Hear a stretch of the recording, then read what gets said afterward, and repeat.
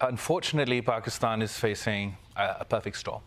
Not only do we have heightened partisanship and political polarization to the extent that political parties or political stakeholders aren't even in a position to sit in a room and discuss issues amongst themselves.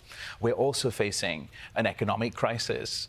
We're facing a security threat and security crisis and the fallout from the fall of the Afghan government and the terrorist attacks that are taking place with increasing frequency in Pakistan. We just faced the biggest climate catastrophe of our history, where a third of the land mass of our country was underwater. That's something that my generation, generations to come, are going to be paying the price for the decisions that others have taken. And unfortunately, in all this chaos and in all these, while we're facing these simultaneous crises, we have the question of Mr. Khan, who believes that the Pakistani constitution doesn't apply to him, the Pakistani law doesn't apply to him, that he can get up and leave, he's resigned from parliament and run away from the system. In this particular instance, it's not a question of me wanting to arrest Mr. Khan. I come from a family who faced genuine arrest in the face of military dictatorships. My mother, when she was younger than me, she battled an Islamist dictator at the time who threw her in prison. My father spent 11.5 years in prison and was tortured without a conviction. I would never want any politician in my country or any country to go to jail for political reasons. In Mr. Khan's case, he's under the threat of arrest because of his ego.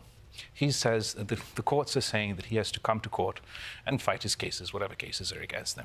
And he says, I'm Imran Khan and I'm too important and I'm not going to turn up to court. And what we've seen over the last couple of weeks has been a complete mockery of the judicial system in Pakistan, of rule of law, of the constitution in Pakistan, where had he gone to court, there's probably no reason he had to fear imminent arrest. Because he's violated court orders time and time again, finally the courts have instructed the police to produce him before court, but he's called on his citizens, on his workers, on his supporters to come and confront the police. The police went to him with no intention of violence, and as you may be aware, Pakistan's history is full of politicians who have gone to prison, right, wrong, or otherwise. In this case, Mr. Khan is refusing to even present himself before court. He's refusing to defend himself. I'm sure if he's innocent, he'll be able to clear his name through the judicial system.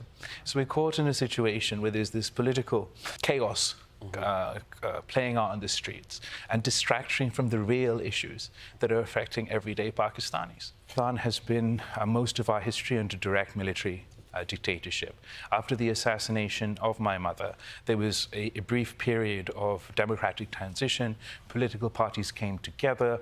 They reached a consensus that, we removed all the dictator's laws from the constitution, devolved power to parliament, had peaceful transfer of power for the first time in our history from one government to another.